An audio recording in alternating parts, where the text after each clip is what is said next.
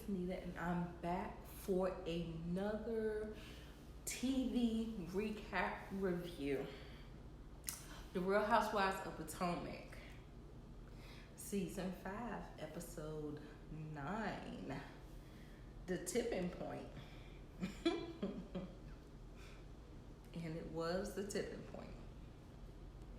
Okay, so let's get started. So, okay, the infamous fight that we've been hearing about for a year had to be a year. It had to be a year. It's been a long time. Miss Rona came through, started wrecking shit.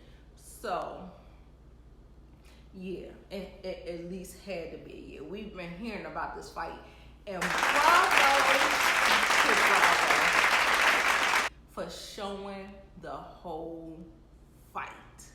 They did not black nothing out. They did not move no cameras. They had a clear view of the fight. Bravo, bravo, bravo, bravo. Oh my God, they are the MVP if I was going with this whole, how I do my reviews. So, anyway, what we came here to talk about, are we team Candiace or we team Monique? I'm not neither. I am, everybody have their fault and everyone has a role to play, period.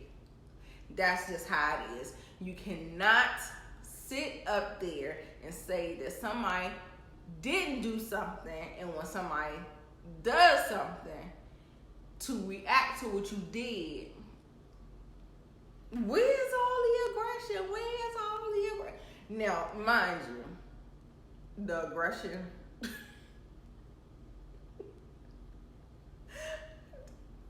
the aggression was overkill. Monique, girl, you had some misplaced anger. And I know all about that.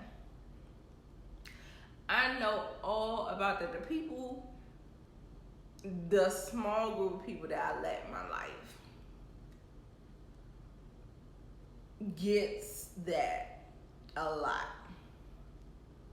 And that's why I'm not really friendly with a lot of people, because I don't want to misplace my anger, and I don't want to, because I just have a lot of unresolved issues, and I don't know how to resolve the unresolved issues and stuff like that. So I get it. I got it. However, Monique, the way your ass acted a donkey in that wine cellar, it was so uncalled for. People was just like, well, how did we get here? Do y'all remember the season where Monique was pregnant and she kept getting into it with Candiace, and Candiace kept telling Monique that she was going to drag her pregnant and all, or even Monique said that she was going to drag Candiace pregnant and all. But we know we can't drag nobody when people are pregnant. So that was just like a in the wind. However, baby, when I tell you the chickens have come home to roost, because Butter Rum, she got that ass tonight. She got that ass tonight. So you better think twice before you start talking that hot shit. You better think twice. And also too, Candiace, she was trying to be like jovial and just like, she reminds me of Kenya from Real Housewives of Atlanta. Jovial, she still got some stupid stuff about her and some stupid ways and some things you can kind of drag her for, But at the end of the day, she can read. She's unbothered. You know what I'm saying? Same thing, same concept. And so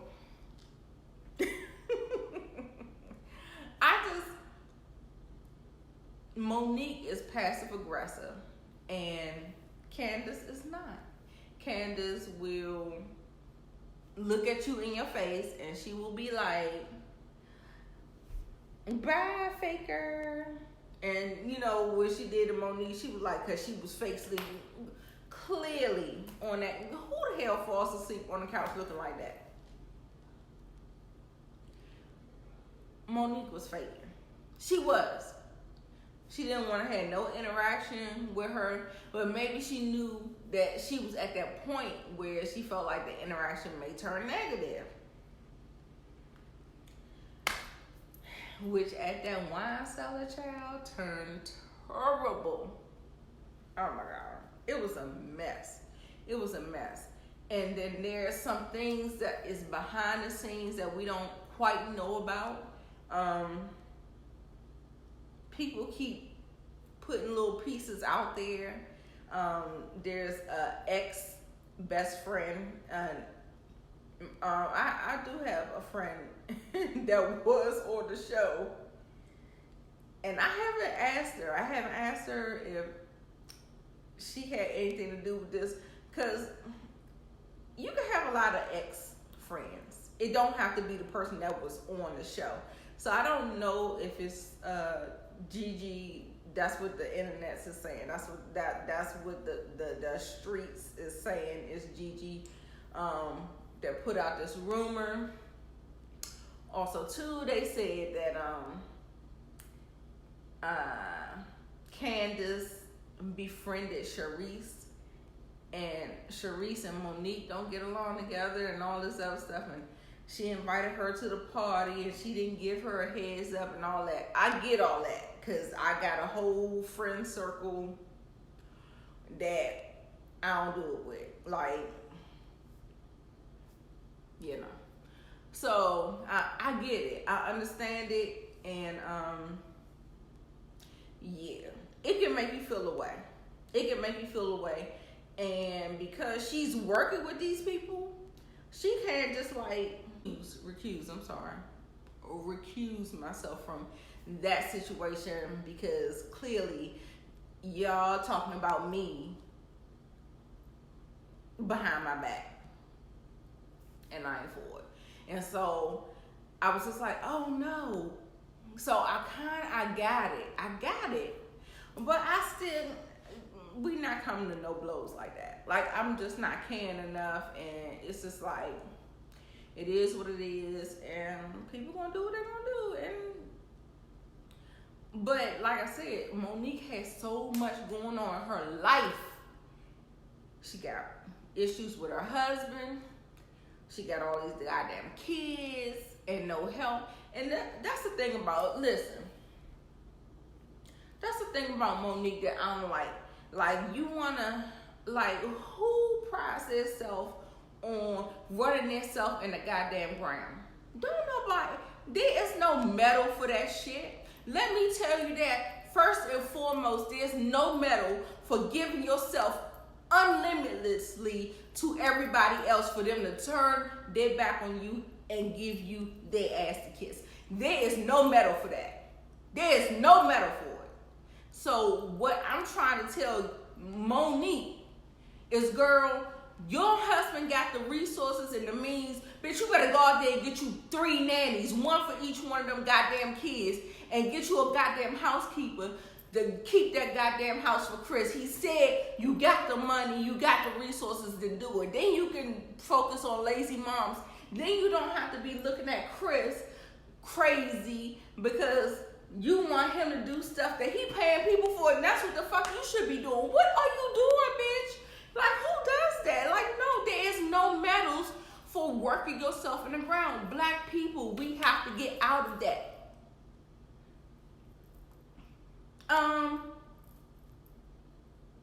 Karen has 5 Guadalupes out there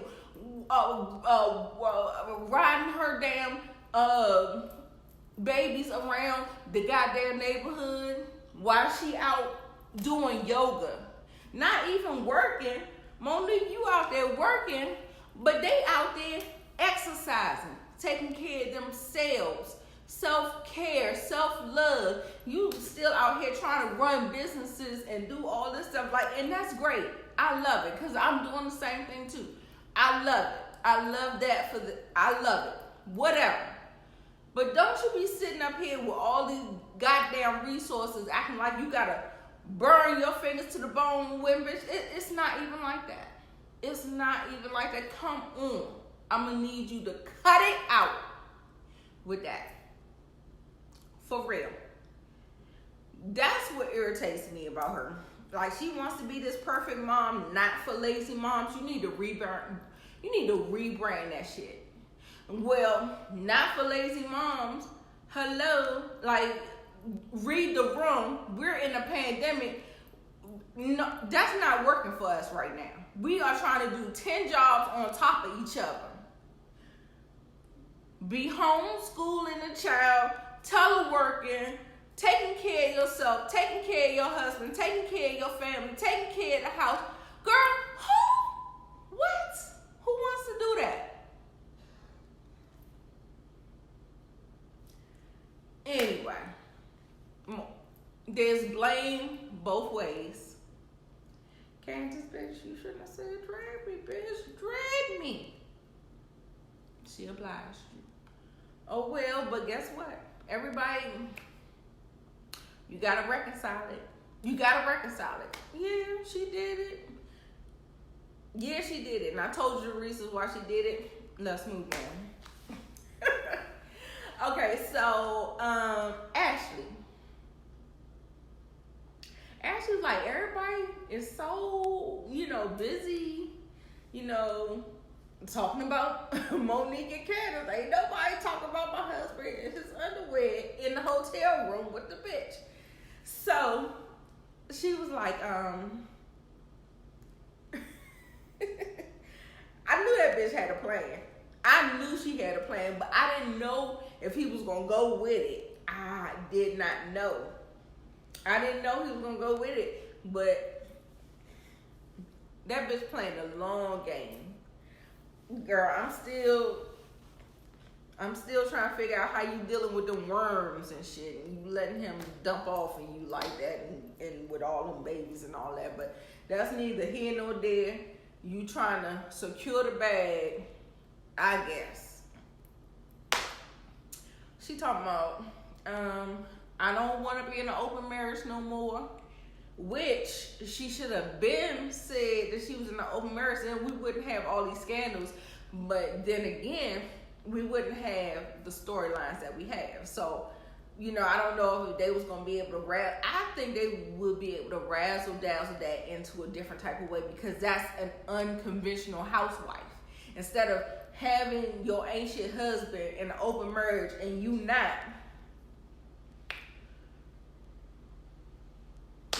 making you look like a fool on TV. I don't know how that's beneficial, but there's that. But she was able to come back to the table and say, I don't want to be in an open marriage no more. Unbeknownst to us, we just thought it was scandal. And of course, and a lot of times, and I'm gonna get into this after I say what she said. She said, I don't want to do it no more. He said, I understand. I agree to the term. She said, we need a post-nup. Post-nup. In addition to the prenup, because she already exercised her requirements of the prenup. So now we need a post-nup to protect me and Dean, me and your child, me and your seed, the seed that he didn't want to give her, and that's why. This is exactly why.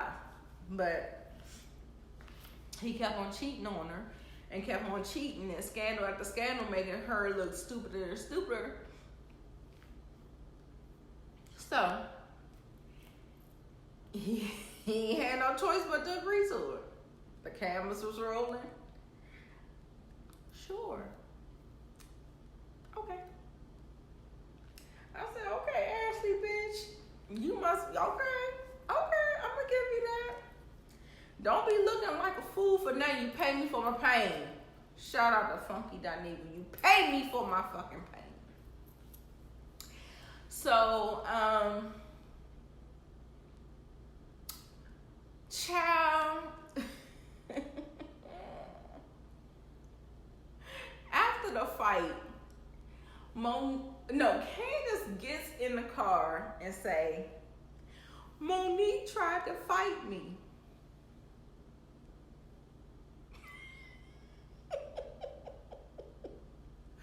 Monique tried to fight you, bitch. Monique fucked your ass up. She tore your ass up. What the fuck you mean? She tried to fight you. Oh my God. That shit was so funny to me. Man, when I tell you I screamed, I cackled. It was something funny.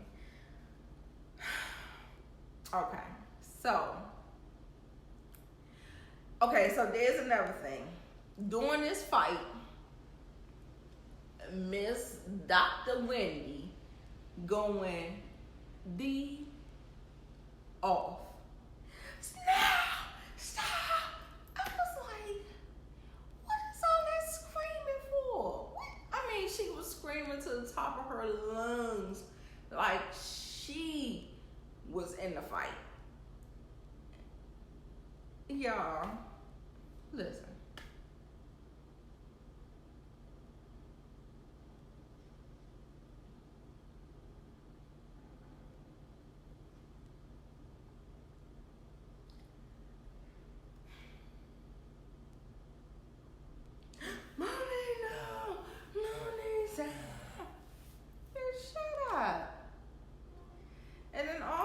Too, she ended up going into her scene. I think this was like the only scene that was involving her, and she was like going on with the respectability politics. Bitch, do you know respectability politics don't exist anymore? I don't really think they did. I mean, you can code switch all you want to. At the end of the day, they still gonna think you whatever they want to call you, whatever they want to say, whatever it is. That's what you gonna be. A black. You can go on CNN all day, every day, and you fight them white people on your ideas and your ideals and your values, and what they gonna say when they get off the camera, unhook the mic, they gonna say, that black bitch. That's what they gonna say. That's what you are. So no matter how respectable you try to play it, they see you like they see you. A 3/5 of a person, right? Right. Anyway, so I hate all that pitting black women against each other and all this whoop-de-whoop-de. The white women do it all the time. The white women do it all the time. Mob wives, housewives in New York, housewives in New Jersey, all of them do it. All of them do it. Bad Girls Club, ain't nobody talking about no respectability, nothing.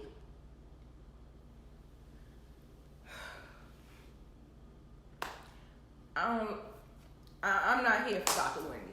I'm not here for her. Like, I'm here for her beautiful black skin and all of that. But she plays into white supremacy a little too much for me. I mean, she has the voice of the black person to an extent, but then she's still with the societal norms, and I ain't about that. I ain't about it no more. I ain't about it. So I ain't feeling it. I'm not here for Dr. Wendy. And so, and that fight just made it, like, it just took it over the top for me. I'm like, oh, no, bitch, I can't do you. And now we get to the last ending because this is getting long. I feel like I done ran my damn mouth so long. Karen and Uncle Jessup. Shout out to Forrest Ross. Uncle Jessup is Karen's husband. I can't even remember his name right now. And so they are still going through this thing where he can't say he loves her. He loves her. He can't even say it on a basic level. Like on a basic level, I may love you, but I may not like you. So that's what we're operating at. We're not in love at this time because love is fleeting. It comes and goes. Love is conditional.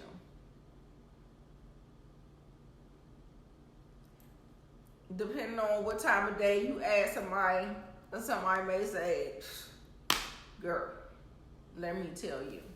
So it just is what it is. Just understand that love is fleeting. It can come, it can go. Yes, you love a person. You may not be in love with them. It's just like all of that. So she gets this life coach over. She has her own podcast. She does her own thing. Yada, yada, yada. And okay, so I was like, okay, this is nice, but I don't feel like it's going to go the way she wanted to go. Yeah, so Ray basically embarrassed her in front of company. And, you know, they was talking, shooting it up. I'm not going to recap all that shit. Y'all already saw it. Basically, the life coach got around to, do you love her? Are you in love with her? I think that was the actual words. Are you in love with her? He was like, I think so. And I was like, yikes. I was like, oh, God. So she had already asked Karen. Karen, I was like, yes, of course, yes. 100% yes. You know, and then she's like, everybody knows that I love you and I'm in love with you except for you. And I was just like, oof. That's real bad. That's real bad. And so then he was like, I just wanted to be honest. I'm like, girl, 20 years your senior? 15 years your senior, girl?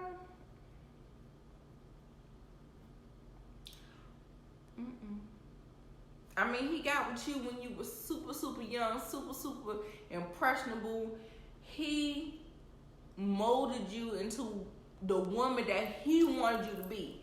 Then all of a sudden you want to be this socialite and you see all these people out here doing their own thing. And then you want to become this person and it's somebody totally different than the person that he fell in love with. He said you are not the same person. Hello, 30 years later, I hope I ain't the same person. But at the end of the day, I hope you still love who the hell I am. Because you love me. You know what I'm saying? Like, I mean, did you love me for superficial reasons? Like, where did the love come from? Like, I need some clarification. I need some understanding. So, anyway, Karen was hurt.